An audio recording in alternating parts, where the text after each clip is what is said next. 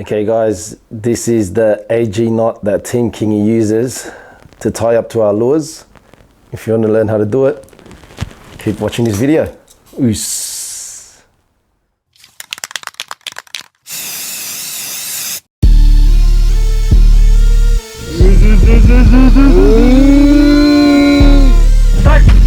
Strike!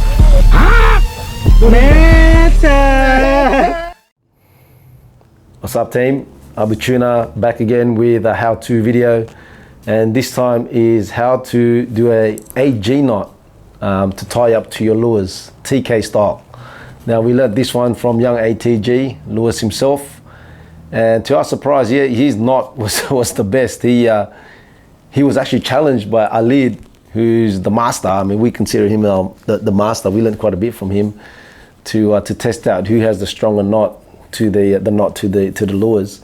And to our surprise, Lewis actually won that one. So we all started using it, and we learned something that day. And this particular knot is really good for those heavy setup and for targeting really big fish. Now, what you would need, it's pretty simple. You need your leader. So this time around, I've got a 100-pound cheap leader I'm going to be using, a pair of scissors, and just a lighter. Again, this 𝓷𝓾 one. There you go. That's it. That's all you need. Let's go. Get your leader, your heavy leader, your swivel. There you go. Get your leader through your swivel. Get about 15 centimeters. 13 or 15. I always say 13 or 15, whatever you're comfortable with. All right. And since that, like, just tighten that down, just press on that so that leader gets a bit of that bent memory. I think it's called memory. Like that. See that? All right, now get that tag end and put it through the loop. Sorry, put it through the swivel again. So it goes through the swivel twice, and again tighten that down. Now, it's really important that that middle loop is in between the main leader and the tag end leader. See that? See, there's that middle loop. If you don't do that, it can slip. Watch. See, like, that could happen. You don't want that. You want it in between the main and the tag end leader. But if you press that down, I can do this with a 100-pound, but when we were in Bali and when we were in in Indonesia, you couldn't do that because there was a 150-pound leader. So it was really hard to try to get that memory into the leader, or that bend. All right, so that's done. First thing you do is you get that tag end, go under the main leader. Let's get that cross on. Let's get that under the main leader and put that through. So you're creating one loop. I'm going to use my mouth every now and then, guys, because it's a bit hard to pull. You don't need it too tight. Just need to have that loop, that first loop. You can see that. Second one, you go over. So over, under. You need to do that so it stays even. Otherwise, you'll see it actually, the knot itself will bend, and you don't want that. So again, you don't want it too tight. Just pull on it. That's two. Look at that. Now we'll go under, through the loop. That's three.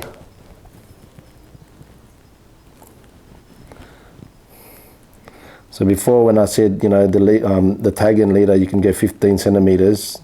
Obviously, the more loop you do, the longer you will need of that tag end. So it just depends on what you need on that particular session or that knot, what you're targeting, whatever. Okay, so that's 3. Now 4, go over. Pretty sure it's over now. Yeah, it's over.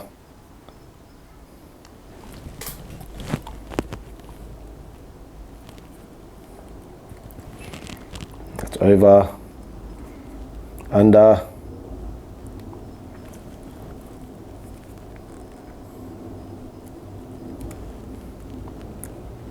And over.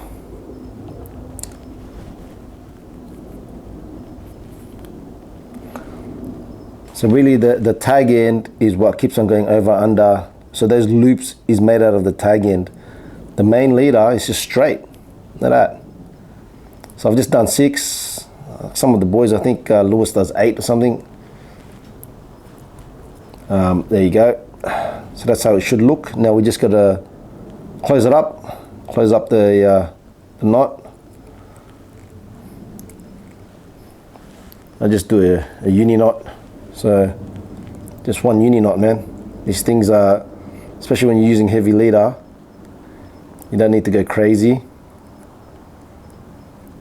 One uni knot, get it as close as possible to the AG knot.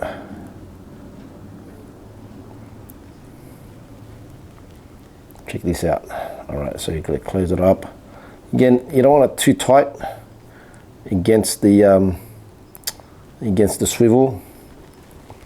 Just put a bit of saliva on it. Tighten it up.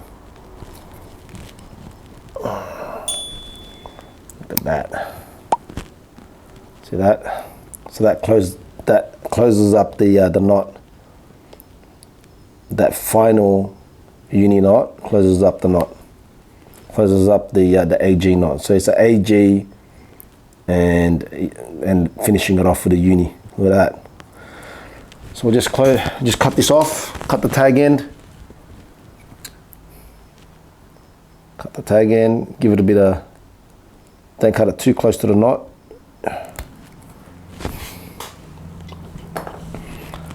And then get your lighter, and you want to just make a ball, a stopper, at the end of that.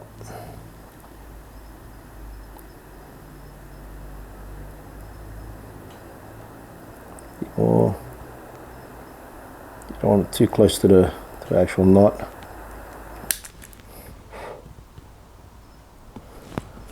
There you go. Oh, get a bigger ball.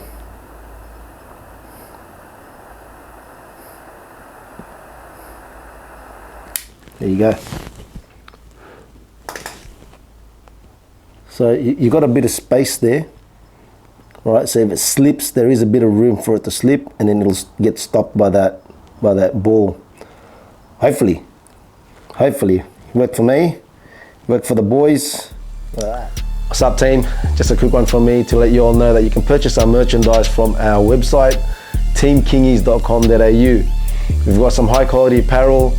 You got this UPF 50+ shirt with measurements, our own designed hat, and we'll be coming out with some lures in the near future also. So check out the website and get ready for that fishing season coming up. Let's get back to that video, eh? Peace. All right, now this swivel is connected to the split ring that's connected to your lure. All right, you've seen us do this before with our jigs and whatnot, our shore jigging, but a lot of the guys that do fish big, this is what they do. I know people ask us, why you do that? That's too complicated. Well, once you start fishing this type of size fish and this heavy gear, this is the easiest way to do it. And you can keep the knot and the swivel, the AG knot, for a while on the reel. And every time you need to change lures, you just do this. Look at that. That's it. This is one of Ocean's Legacy Keeling 160. It's what I got that big GT on. Look at that. So the knot itself, it acts like a spring. All right. So when you're fighting a big fish, it allows for a bit more play, so you can stretch further if you're fighting really big fish. Second one here, you almost double up your connection to your swivel, right? Which is like, for example, this is 100 pounds. You know, that almost makes it 200 pounds, and we were using 150, so that double that, right? That's the theory anyway. I don't know if that's the case, but the theory is it should double up that strength. There you go, guys.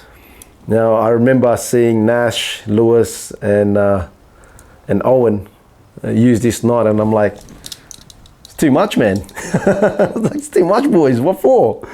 But anyway, we went GT fishing. It turns out this is what we need for really big fish. So thanks again, boys, for showing me and showing the rest of the TK boys. And any of you guys want to do it, just follow those steps. Quite simple. And hopefully you guys hook up to those big fish and this will hold up. Oos.